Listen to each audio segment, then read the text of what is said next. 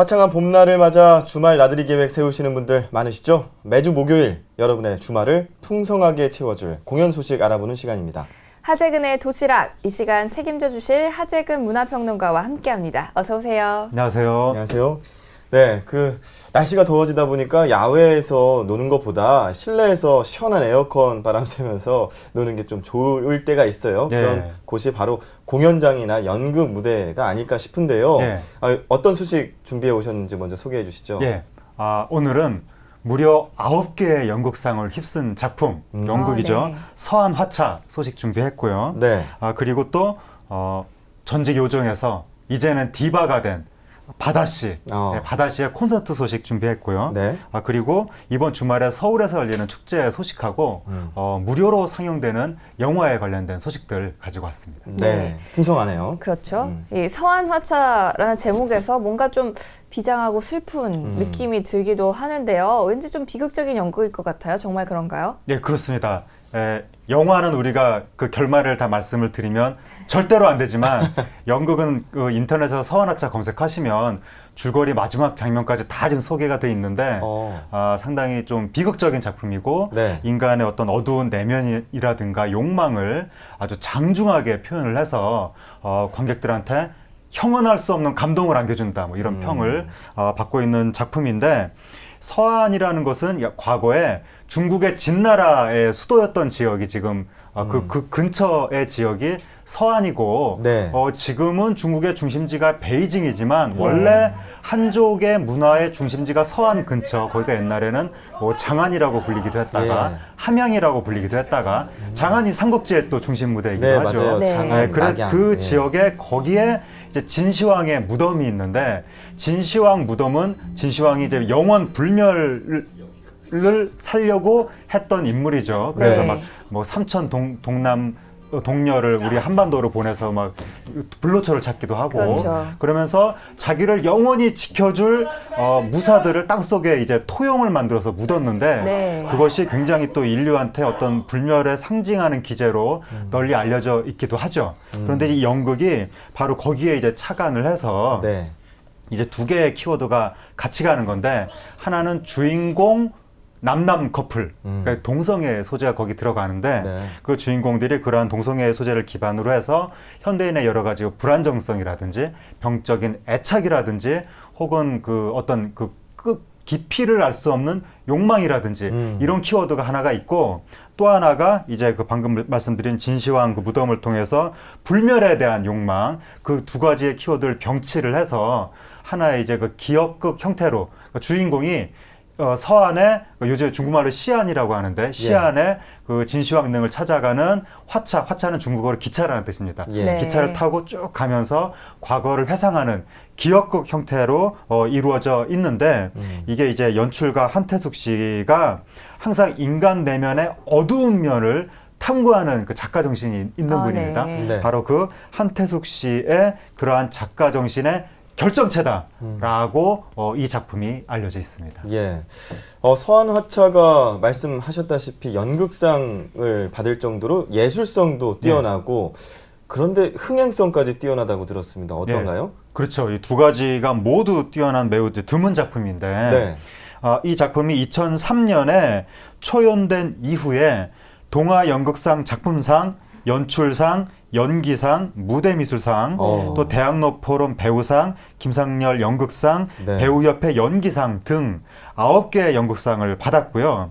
그리고 2003년, 2004년, 2008년 세 차례 앵콜 공연을 하고, 네. 2005년에는 제12회 베세토 연극제에 초청이 돼서 중국 현지에서 또 공연을 하고, 그리고 작년에 또 공연을 했을 때도 전성매진이 됐습니다. 네. 전성매진 이후에 관객들이 끊임없이 또 이제 앵콜 공연 요청을 했는데, 요번에 서울문화재단 예술창작지원사업 연극 분야에 이제 선정이 돼서 다시 한번 관객을 만나게 된 것이고요. 네.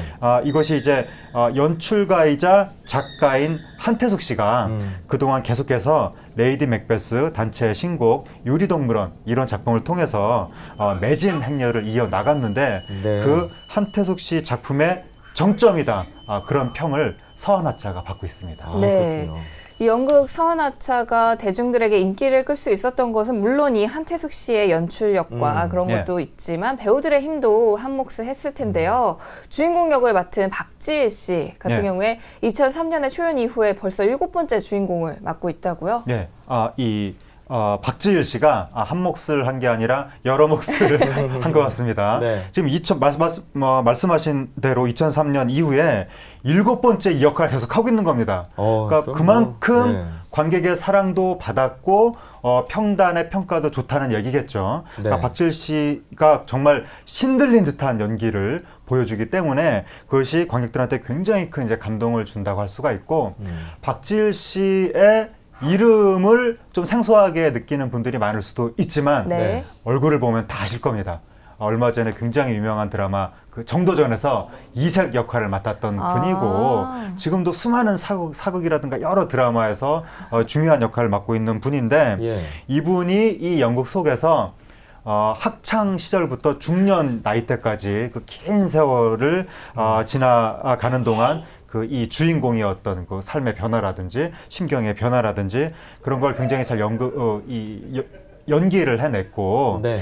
이분도 상을 굉장히 많이 받은 분인데 백상예술대상 신인 연기상도 받았고 희석연극상, 한국연극협회 연기상, 서울연극제 연기상 이런 것들을 쭉 휩쓰는 와중에 또 서한화차로 2004년 동아연극상 남자 연기상을 받기도 해서 네. 수많은 그 연극상을 휩쓴 작품과 수많은 연기상을 휩쓴 배우가 만난 매우 행복한 작품인 것 같고 관객들이 상당히 이 작품이 무겁고 비극적인 작품이기도 하지만 중간중간에 또 중견 배우들이 웃음도 주기 때문에 네. 재미와 함께 감동도 받을 수 있는 그런 작품인 것으로 보입니다. 네. 그러니까 박지일 씨는 12년 동안 이 서한화차의 주인공으로서 예. 그 연기를 했으니까 거의 뭐 이 혼연일체가 연기에는 됐다고 봐야죠. 예, 뭐 자기 스스로가 딱 몰입이 돼 있다라고 예. 생각을 해볼 필요가 있겠고 이번 연극이 그만큼 또 기대가 될 수가 있겠네요. 예. 또 보니까 무대 미술상을 받을 정도로 그 무대에 대한 그 노력이 예. 뛰어난 작품으로 알고 있는데 진시황릉을 그대로 무대에 녹여낼 정도로 예. 볼 수 있는 그런 작품이죠. 그러니까 이 작품이 관객들한테 굉장히 장중하고 비장하고 뭔가 현실에서 상당히 떨어진 피안 같은 느낌을 주면서 네. 굉장히 형언할 수 없는 감동이랄지 충격이랄지 또 비주얼적으로도 굉장히 어떤 충격적으로 다가오고 등등등 여러 가지 요소를 구성하는 이유 중에 하나가 바로 뭐 연기, 연출력 다 있지만 그 중에 하나는 또 방금 말씀하신 진시황릉의 특징을 무대에 재현을 했다는 거죠. 네. 바로 뭐 병마용이라고 부르기도 하고 토용이라고 부르기도 하는 그 진시황이 배치했던 영원한 보디가드, 불멸의 보디가드, 바로 그 인형이라고 조각이라고 해야 네. 되죠. 그 네. 땅속에 묻어놨던 그 이미지를 그대로 재현을 해서 이 연극 무대에 배치를 한 겁니다. 네. 그리고 그것이 사람의 신체가 훼손된 것 같은 조각으로도 등장을 하기도 네. 하고 그리고 이 흙을 계속 덧발라서 20kg짜리 토용 의상을 제작을 했는데 네. 그걸 또 이제 사람이 직접 또 착용을 하고 무대 위에서 토용 같은 모습으로 있으면서도 또 움직이기도 하고 이러면 네. 또 그것이 굉장히 이제 관객들한테 깊은 충격을 불러일으킨다는 거죠. 그리고 이게 단지 연극 소품일 뿐만이 아니라 이 조각 그 자체만으로도 상당히 큰 어떤 예술적인 가치가 있어서 이게 연극의 품격을 더 높이는 의미도 있고 이 병마용, 이 토용 조각을 만든 분이 바로 이제 이목상 조각가인데 네. 이목상 조각가가 과거에 이 동아 연극상 무대 미술상을 받았던 분입니다. 네. 그리고 거기에 지금 이태석 무대 미술 이분도 여러 가지 수상을 했던 분이고 그리고 김창기 조명 또 타악기 그룹 공명의 소리 여기에 작가이자 연출가인 한태숙 씨의 이 네. 극본과 연출력이 더해져서 굉장히 완성도가 높은 작품을 관객들한테 선보인다. 이렇게 말씀드릴 수 있을 것 같습니다. 네, 정말 듣기만 해도 기대가 되는 연극 서한화차였는데요. 이번에는요, 제가 정말 어릴 때부터 좋아하던 가수 그래요? 바다 씨 콘서트가 있다고요. 소식 좀 전해주세요. 예. 보통 여성분들은 H.O.T를 당시 좋아했었는데, 이 바다 씨, SES가 과거에 이제 남성들의 우상이었던 네. 거기에서 이제 보컬 역할을 했던 분이 이제 바다 씨고, 사람들이 요즘 들어 21세기 들어서 깜짝 놀라고 있습니다. 우리나라 1세대 여성 그룹의 보컬이 외모뿐만이 아니라 노래를 이렇게 잘했었나라고 네. 깜짝 놀라고 있는데 사람들을 깜짝 놀라게 하는 양대 인물 중에 한 명이 바다 씨죠. 또 한 명이 옥주현 씨고 네. 그렇죠. 두 인물 다 지금 뮤지컬계에서 활약을 하고 있는데 노래를 예쁘게 잘하는 게 아니라 정말 디바라는 말을 들을 정도로 힘있게 카리스마 있게 굉장히 잘합니다.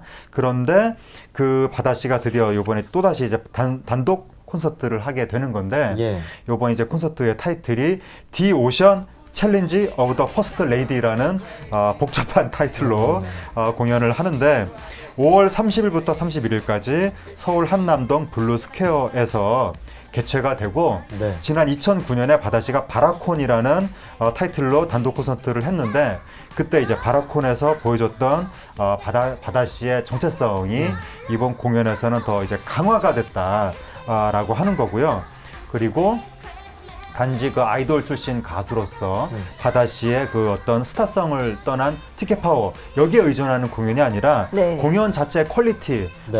짜임새 이것을 굉장히 어떤 높은 수준으로 이뤄내겠다라는 어떤 야심이 이번 공연에 반영이 됐다고 합니다. 네. 그리고 이제 이번 공연의 주요 이제 키워드는 스토리, 메시지, 현대무용이라고 하니까 굉장히 어떤 여러 가지 요소들이 버라이어티하게 이 공연에 지배하게 된 것으로 보이고 이 공연이 궁극적으로 지향을 하는 것은 셀린 디온의 라스베가스 쇼라고 하니까 네. 상당히 그 버라이어티하고 화려한 쇼를 이번에 이제 공연에서 볼 수 있을 것으로 보이고 그리고 이제 바다 씨가 본격적으로 우리나라에서 어떤 그 인순이의 대를 잇는 디바의 길로 가고 있는 거죠. 예. 네. 그래서 그런 어떤 바다 씨의 새로운 정식 대형 가수로서의 역정에 첫 번째 문을 여는 그런 의미가 이번 공연에 있는 것으로 보이고요. 그래서 이제 공연 부제가 퍼스트 레이디 이렇게 들어가 있는데 바다의 탄생 스토리가 네. 이번 공연에서 다뤄질 예정입니다. 네. 네. 바다 씨 단독 콘서트 저는 2009년 바라콘도 지켜보면서 정말 파워풀한 가수, 여가수다라는 거를 무대에서 느낄 수가 있었는데요. 네. 근데 게스트들도 이제 네. 항상 보면 콘서트 안에서 어떤 네. 게스트가 나오느냐에 따라서 또 관객들이 네. 또 새로운 재미를 느낄 수가 네. 있는데 어떤 게스트들이 나오죠 이번에는? SES 원년 멤버 네. 쌍둥이 엄마 슈. 슈 씨가 등장을 하고 네. 유진 씨는 지금 몸 상태가 조금 그쵸. 나서기가 어려운 상태이기 때문에 재밌는 것이 유진 씨 역할로 네. 박경림 씨가 등장을 합니다. 여기 박경림 씨는 좀 코믹한 캐릭터인데, 예. 근데 그 원년에 유진 씨의 의상이라든가 헤어스타일을 박경림 씨가 그대로 재현을 한다고 하니까 아마 머리 모양을 이렇게 해서 풀을 잔뜩 묻힌 칼 같은 머리 모양을 아마 할 것으로 보이고, 그리고 좀 특이한 것이 이게 이제 음악 콘서트인데 이분들이 노래만 하는 것이 아니라 노래는 뭐 당연히 하겠지만 동시에 최근에 젊은 층 사이에서 굉장히 인기를 끄는 그 토크 콘서트의 형식을 이분들이 그대로 또 재현을 해서 아마 이제 박경민 씨가 말을 잘하니까 박경민 씨가 주로 이제 토크를 할 것으로 보이고 현장에서 20대, 30대 젊은 층들의 고민을 상담해주는 일종의 힐링 위한 토크쇼 이런 것까지도 이분들이 이제 곁들인다고 하니까 상당히 다채로운 쇼가 될 것으로 보입니다. 네. 네. 이 90년대 최고의 걸그룹 SES로 활동했던 바다 씨가 member 중에는 유일하게 지금은 가수로 활동을 하고 있는데요.